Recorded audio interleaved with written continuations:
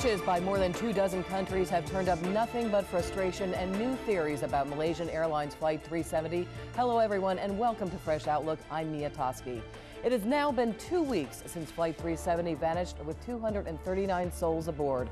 Devastated family members are still waiting in agony. If there is anything positive, it is that the world has come together with dozens of countries helping in the search, which is now centered off of Perth, Australia. Australian search planes return empty-handed. Crew have failed to locate any wreckage of flight MH370 in the southern Indian Ocean. We've just landed from an 11-hour mission out to the search area. It's unfortunate to say that we haven't found anything out there. A senior intelligence expert in Australia is not convinced the debris found in the water is from the jet. It's probably an ISO container.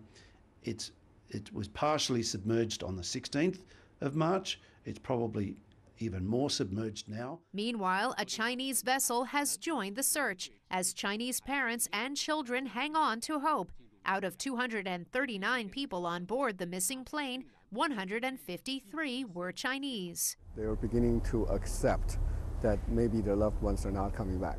In Malaysia, the administration is upbeat about finding the plane after almost 2 weeks. And to talk more about the global mystery and a possible sighting from a Chinese satellite, we are joined by former White House aide Didi Benki, journalist Mustafa Tabanli, Captain Tom Bunn, and from our D.C. studios is Alan Topol, author of The Russian Endgame. We welcome all of you and thank you for being with us today. Okay, so we have 11 countries that are now joining in this search. We talked about that Chinese satellite, and Captain, we're going to start things off with you. You were telling me just a few moments ago that you don't think that this... No, I don't think so. This piece is too wide.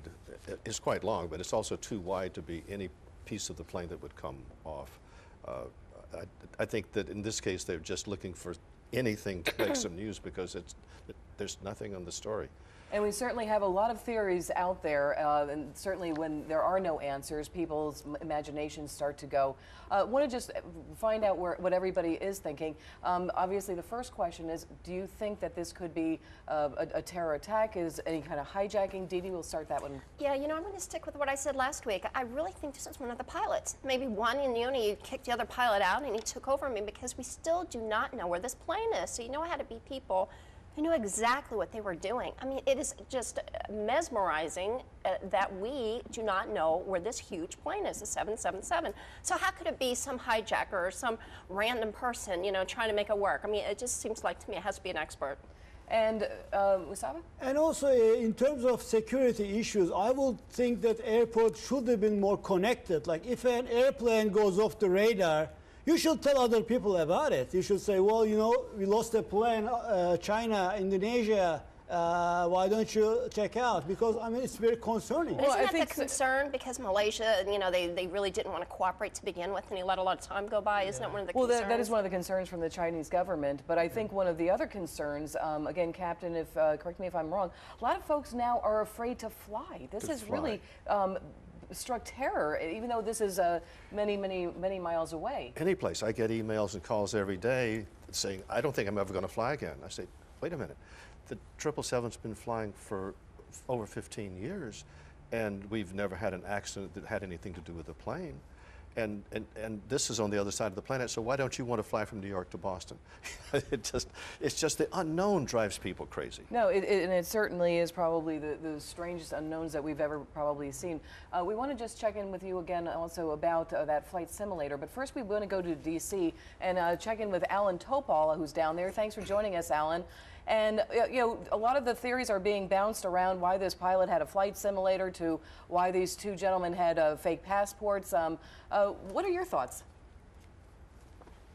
Well, thanks a lot. First of all, it's a pleasure to be back with you again. Mia, my thought is I went searching for some expert help on this, and I spoke to a pilot who's a longtime pilot with American Airlines and was a Navy pilot before because I was searching for some expertise. This was 3 days ago, and I wanted to get what his take on it rather than my speculation. What he said, he was very, very clear that this plane had been hijacked because he said that the time at which the two transponders were hooked off, the the difference in the time one was hooked off than the other was hooked off, he said is consistent only with the idea that the plane was hijacked. So then I asked him, what does he think happened to it after that? He said that he didn't know. He said, but one possibility is it landed somewhere at a landing strip, and that meant it had the military of some country giving it support so they could bring it in under radar on a long enough landing strip.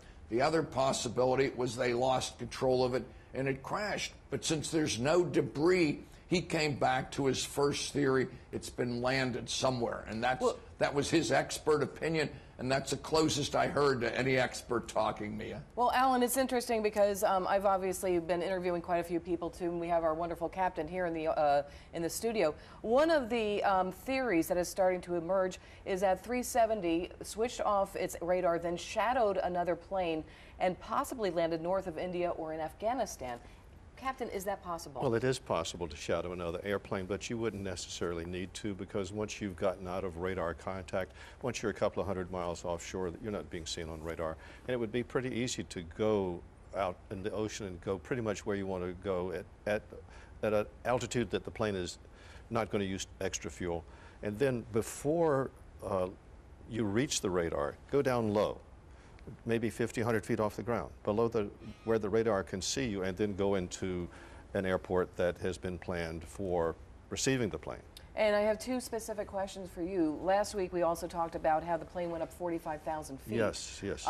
If that happened, what happened to the passengers? Well, the reason, first of all, we don't know if that information is correct, but the only reason I can see why a pilot would take the plane up to that altitude is this. At that altitude, if you depressurize the airplane, it takes only 9 to 15 seconds to knock out everyone who's not on pressurized oxygen, not just oxygen coming from the masks that hang down the cabin, not from even masks that in the cockpit that were just in the normal position, but they'd have to be under pressure oxygen to put that oxygen into the body. So if a hijacker wanted to have all the passengers pass out, the hijacker could take the plane up. But my speculation when I was flying actively is if I got hijacked, I would take the plane up there and then depressurize the plane so the hijacker would be immobilized. Okay, it's, certainly. And you know, we also were talking about the flight simulator that the senior captain had. In your estimation, does any pilot need a flight simulator? No. I mean, I know they're relatively easy to get. Yeah, that seems pretty fishy, doesn't it? I just think that's the guy. I mean, you know, you don't know because none of us do, but he was at one control. He's a senior pilot, you know, who is expert enough, has expertise to pull this off. So it has to be somebody who's there, someone who's settled in. I mean, and then to, you know, if you're going to try to hijack a plane, you don't want any interference with the people in the back of the plane, so that's what you would do. You're nodding your head, yes, Mustafa. And why would they? I mean, like, they have lithium batteries, and what is so critical there to be hijacked? And there is no political motivation because that would have come up. So is there something valuable in the plane that we don't know? And it's interesting that you bring up the lithium batteries, because that was another theory, that maybe something happened with the lithium batteries and the pilots, you know, tried to get some sort of a fire out. Yeah, that's another possibility. And theoretically, they could go to 45,000 feet to try to get the fire out. So that's another Boy, this reason. is awfully far-fetched. Yeah. I mean, it's just so crazy that all these theories are out there and we still don't know. Well, and it's not just a whodunit, but it's certainly, Alan in D.C., it's also a why. I mean, I think that's the biggest question, why? Exactly. I think you're right. That's a why is a good question. But there has been in Malaysia, there is a bitter political opposition. They've come through a very tight political election. There is a lot of dissent. There are terrorist movements. There are religious movements. There's been very little focus on the internal situation in Malaysia. And I think maybe we should start to focus on that situation because it might be an internal thing as far as who did it and motives. We're reaching out for Al-Qaeda and international groups. Why not focus on Malaysian opposition groups? I think that could be fertile. I think the Chinese government is certainly in agreement with you there, Alan. But it is certainly a why question. But usually if you do have a terrorist organization, by now, 2 weeks later, you would have somebody claim responsibility. Well, unless they actually wanted to use the plane as a weapon, and if you would just let the world believe the plane has That's true. That's the first step, and that's another theory, which kind of makes sense. now they want to take that, and that's part of a bigger plan. And one of the pilots, he was politically involved. I mean, he was wearing T-shirts about the opposition, so it could very well be the case. And I want to get back to that flight simulator, because we never did finish that question to you, Captain. Why would a captain have a flight simulator, and for what reason? I don't really know any pilots who had flight simulators and play with them, but the other thing to keep in mind is, if you were a pilot and you wanted to plan this, you would not need a flight simulator. You would not need that at all to do that. Unless you wanted to go through something different, that you didn't want it to be on other people's radars, because if you're going to go through a regular flight simulator, they're going to monitor what they do. So it sort of makes sense. If they want to have something, they want to go sneaky with it, something different, whatever that would be. Well, it doesn't make sense to me, because you would have to first plan it in your head. But then they wanted to play on it in the simulator at home if they're going to do it. But there's no point in putting it on a simulator, because you can do it completely in your head. But they did say, wasn't there was another theory that the computer was pre-programmed? That's a computer that's used for navigation. And all you need to do to program the computer is put in what they call the scratch pad, 4 letters. For example, if you wanted to go to New York, you'd put in K for US, JFK, and then hit return. The plane's going to go there. It takes that long to do it. So pre-programmed, programmed later, it doesn't really matter. As a pilot, and I'll say this to the entire panel, does it worry that security was this lax? Does it worry you? I mean, obviously the U.S. Traveling to Malaysia and some of these countries where it is lax, I don't worry about too much in our country. I think we do a good job. But in these other countries, it is more lax, unfortunately. And whenever you're going to travel across the ocean, it's a little scarier now. I don't mind going from Boston to D.C., but to go across to Australia, I don't know, I'll be thinking second thoughts about that. Might want to take a boat. As a journalist, I went all over the world. I've been to India, I've been to Afghanistan, I've lived in Australia, so I've been all over. And now all of a sudden I'm going, well, geez, that seemed a little too easy. And any thoughts on that, Mustafa? Well, I think the location is a little tricky. If someone's flying from London to JFK and crash somewhere, I mean, that's pretty much under the radar. And then in the middle of the ocean, that's make it very hard to find, and that brings out all the speculation, because there is not much air traffic there. In Europe, in North America, there's a lot of air traffic. So if something happens, you find it pretty much very quickly, and over there it's harder. They say it's a big plane.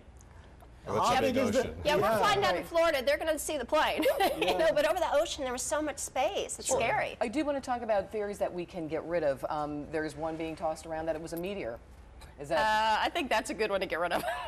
Well, but there's a lot of different conspiracy theories that's now. True. So the meteor finally hit it after 8 hours to knock it down. Okay, well, thank you. That's pretty far out.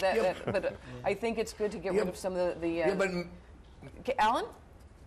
But Mia, Mia, I mean, one thing we talked about, why would they do it and why hasn't anybody taken credit?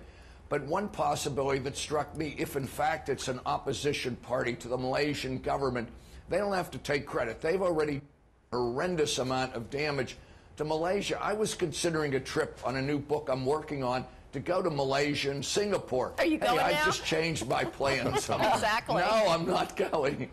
I mean, the damage to Malaysia is huge. They don't have to take credit. They have really given that economy a huge blow in that And again, government. they have a picture of one of the pilots wearing a T-shirt with that, you know, the opposition parties, and then having a flight simulator. I don't know. It just sounds very the fishy. passports, all that. Yeah. I certainly hope that by next week they may have found the plane, certainly for the families to give them closure. But I have a feeling we are going to be talking about this again next week. We thank our panel very much. Don't go away, everyone. When we come back, we'll take a look at the latest news from Crimea and ask the question, how will Vladimir Putin's actions affect the U.S. markets?